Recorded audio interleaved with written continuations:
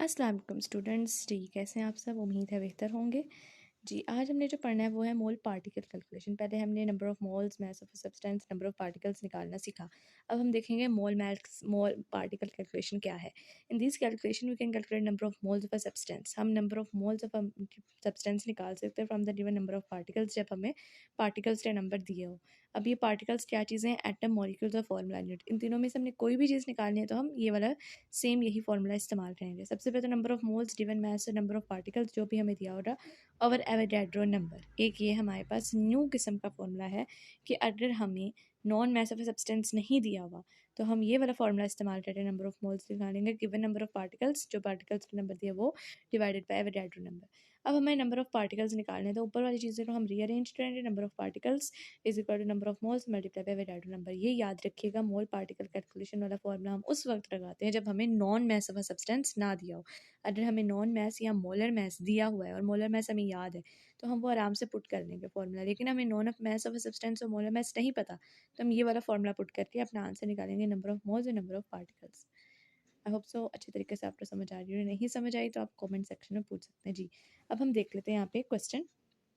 क्या चीज़ें दी हुई हैं? The non mass of water 6 ग्राम। पानी का नॉन मास हमें दे दिया तो समझ आए कि नंबर ऑफ मोल्स निकालना आसान है। Mass of a substance divided by molar mass. Molar mass 18 होता है, डिवाइडेड बाय 6 डिवाइडेड बाय 18 हमारे पास नंबर ऑफ मोल्स है। नंबर ऑफ मॉलिक्यूल्स, जब नंबर ऑफ मोल्स दिया हुआ है तो हम उसको, हमने नंबर ऑफ मोल्स निकालने हैं तो हम उनको सिंपली एवोगैड्रो नंबर से मल्टीप्लाई करेंगे, हमारा मॉलिक्यूल का नंबर आ जाएगा।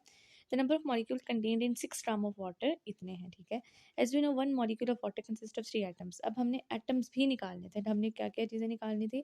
Number of moles of water, number of molecules and number of atoms. Number of molecules हमने निकाली, नंबर ऑफ एटम्स हमने पानी का निकालना है। तो हमारे पास टोटल वाटर में 3 एटम्स हैं, ठीक है। ट्राई एटॉमिक मॉलिक्यूल है ये H2O। तो 3 एटम्स हैं तो हमने 3 से नंबर ऑफ मॉलिक्यूल्स को मल्टीप्लाई किया तो हमें पता चल गया कि कितने एटम्स मिलके उतना मॉलिक्यूल बना रहे हैं। जी, उसके बाद नेक्स्ट है, there are 3.01 multiply times by 23 molecules of carbon dioxide. वो कह रहे हैं इतने मॉलिक्यूल्स हमें दे दिए उन्हें, ठीक है, कार्बन डाइऑक्साइड के present in container. Calculate the number of moles. एक हमने नंबर ऑफ मोल्स निकाले एंड इट्स मास, और उसका मास निकालना।